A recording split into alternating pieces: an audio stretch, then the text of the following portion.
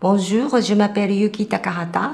Je suis membre de Yosomono.net, qui a été créé en août 2012 suite au mouvement de protestation contre le redémarrage de la centrale de Oi.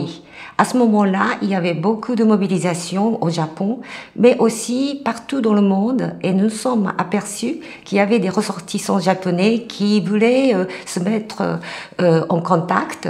Donc nous avons à la fois créé une association à l'automne en France pour ceux qui veulent donc continuer à se battre contre les conséquences de Fukushima, mais aussi en se mettant en réseau avec plusieurs groupes, surtout en Europe, mais de ressortissants japonais qui veulent faire des actions simultanées ou se mettre en réseau pour échanger des informations, etc. Alors il est essentiel de soutenir les Japonais sur place qui luttent et aussi d'avoir une information indépendante parce que d'une part, surtout en France, des informations sur l'accident de Fukushima qui est toujours en cours ne passent pas et à la fois au Japon aussi, l'accident est de plus en plus oublié et il est vraiment important que le monde entier sache ce qui se passe parce que l'accident est toujours en cours et il y a des problèmes de contamination radioactive, des conséquences sanitaires, etc.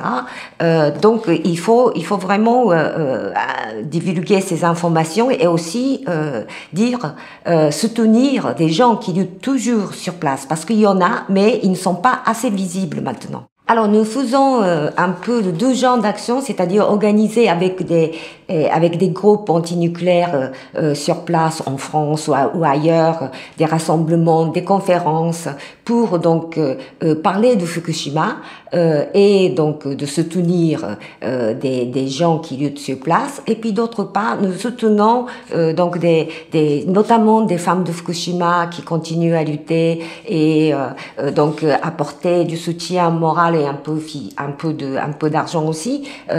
D'autre part, en réseau, avec d'autres groupes, nous pouvons faire des actions simultanées, notamment au moment d'anniversaire de Fukushima ou de Tchernobyl. Et nous pouvons aussi donc partager des messages des gens de Fukushima traduits en plusieurs langues pour vraiment avertir ce qui se passe actuellement à Fukushima. Par exemple, il y a déjà 115 cas de cancer de la thyroïde chez des enfants de Fukushima, des mineurs.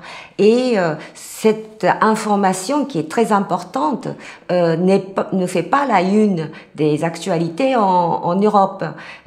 D'autre part, il y a actuellement 6 à 7 000 personnes tous les jours qui interviennent sur place parce qu'on continue à arroser les réacteurs et puis il y a le problème de l'eau contaminée. Tout ça, c'est tous les jours. Mais on n'y pense pas. Donc je pense que c'est important de continuer à avertir, d'informer et puis soutenir les gens qui sont sur place et qui souffrent. Nous avons organisé des projections de films qui s'appellent A2BC d'Ian Thomas H. C'est un Américain qui habite au Japon et qui a fait un documentaire justement sur les conséquences sanitaires chez les enfants. Donc là, on voit la souffrance des mères, de la famille et des enfants eux-mêmes qui sont très désemparés. C'est très très poignant. Donc c'était bien de montrer aux gens ici de cette réalité qui est quand même incroyable. C'est comme Tchernobyl, ça a commencé et puis ça va continuer.